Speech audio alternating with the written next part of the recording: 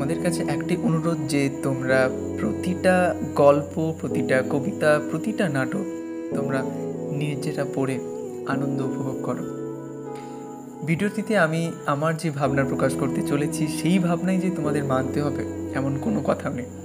তাই তোমরা প্রতিটা রাইটিং নিজের মনের মতো করে পড়ে নিজে আত্মোপলব্ধি করো। তো হ্যালো গাইস, তো আজ আমরা যে কবিতাটা পড়তে চলেছি সেটা হচ্ছে ক্লাস 11-এ আমাদের বইতে রয়েছে, যার নাম হচ্ছে composed upon Westminster bridge September 3, 1802।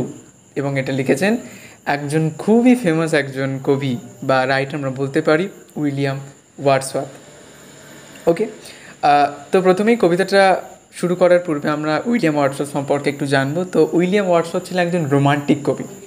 কেন রোমান্টিক কবি? কারণ রোমান্টিক কবি আমরা সেই সমস্ত কবিদের বলি যারা প্রকৃতি নিয়ে লিখতে বেশি পছন্দ করেন এবং তাদের বেশিরভাগ রাইটিং প্রকৃতির ওপর নির্ভর করেই গড়ে উঠেছে। তাই জন্যই উইলিয়াম ওয়ার্ডসওয়ার্থ একজন রোমান্টিক পোয়েট। ওকে, তো প্রথমেই উইলিয়াম ওয়ার্ডসওয়ার্থ কী করছেন, প্রকৃতির একটা সৌন্দর্যপূর্ণ পরিবেশ তিনি আমাদের এই কবিতার লাইনের মধ্য দিয়ে আমাদের চোখের সামনে তুলে ধরছে। এবং কবিতাটা পড়তে পড়তে তোমরা যদি চোখ বন্ধ করো তাহলে তোমরা সেরকম দৃশ্যই তোমাদের চোখের সামনে ফুটে উঠবে। তো চলো শুরু করা যাক আমাদের আজকের কবিতা। Composed upon Westminster bridge September 3, 1802। 1802 সালের সেপ্টেম্বরের 3 তারিখ টেমস নদীর ওপর যে ওয়েস্টমিনস্টার ব্রিজ রয়েছে সেই ওয়েস্টমিনস্টার ব্রিজের উপর দাঁড়িয়ে তিনি যে প্রকৃতিকে দেখছেন সেই প্রকৃতি কবির যেন মনের অন্তরে একটা আলাদা ধরনের আনন্দ জাগিয়ে তুলেছিল এবং সেই নিয়েই তিনি এই কবিতাটা লিখলেন। ওকে, সো প্রথমেই উইলিয়াম ওয়ার্ডসওয়ার্থ বলছেন, আর্থ has not anything to show more fair, যে পৃথিবীর এমন কিছুই নেই এর থেকে আরও সুন্দর কিছু দেখাতে। তো আর্থ has not anything to show more fair, যে পৃথিবীর আর কিছুই নেই এর থেকে সুন্দর কিছু দেখাতে। Dull would he be of soul who could pass by. Actually তিনি বলছেন যে সেই সকল অনুভূতিশীল ব্যক্তিরা যারা এই সৌন্দর্যকে দেখেও না দেখার ভান করে চলে যায় নিজের কাজের ব্যস্ততায়, তারা সবাই ডাল, তারা অনুভূতিহীন।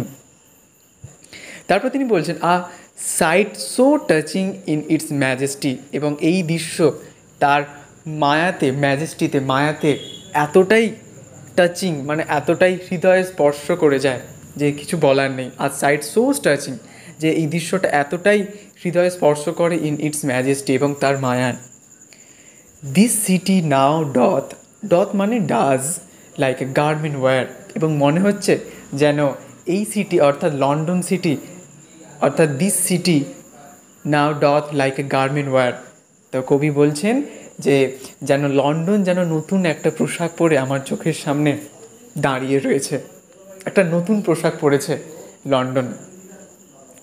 The beauty of the morning silent bare, এবং সকালের এই যে সৌন্দর্য সেই সৌন্দর্য খুব সাইলেন্ট মানে নীরব, অ্যান্ড বেয়ার অনাবৃত।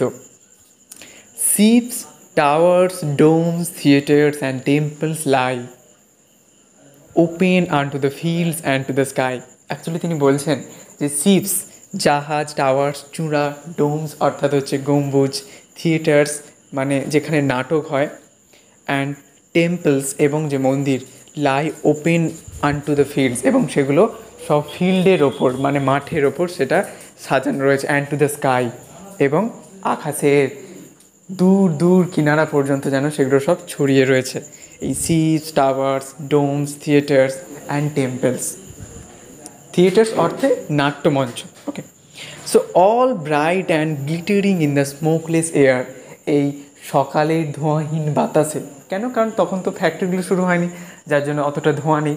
তো সকালের এই ধোঁয়াহীন বাতাসে অল ব্রাইট, সব কিছুই যেন উজ্জ্বলভাবে জ্বলছে, অ্যান্ড গ্লিটারিং করছে মানে দ্যুতিময়, সূর্যের প্রথম আলোটা পড়ছে, সব যেন রিফ্লেক্টেড হচ্ছে আলো, খুব সুন্দর একটা পরিবেশ তৈরি হচ্ছে আমাদের চোখের সামনে।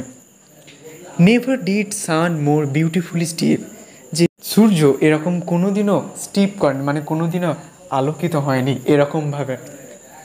ইন হিজ ফার্স্ট স্প্লেন্ডার, এবং তার প্রথম আলোয় valley, rock or hill never saw I never felt a calm so deep, এবং তার প্রথম আলোয় ভ্যালি, উপত্যকা, রক এবং পাহাড়ে নেভার স আই, অর্থাৎ আমি কোনোদিনও দেখিনি, নেভার ফেড কোনোদিনও অনুভব করিনি, কি অনুভব করিনি, কাম সো ডিপ, একটা গভীর প্রশান্তি মনের অন্তরে, এরকম আমি কোনোদিনও অনুভব করিনি বা দেখিও নি।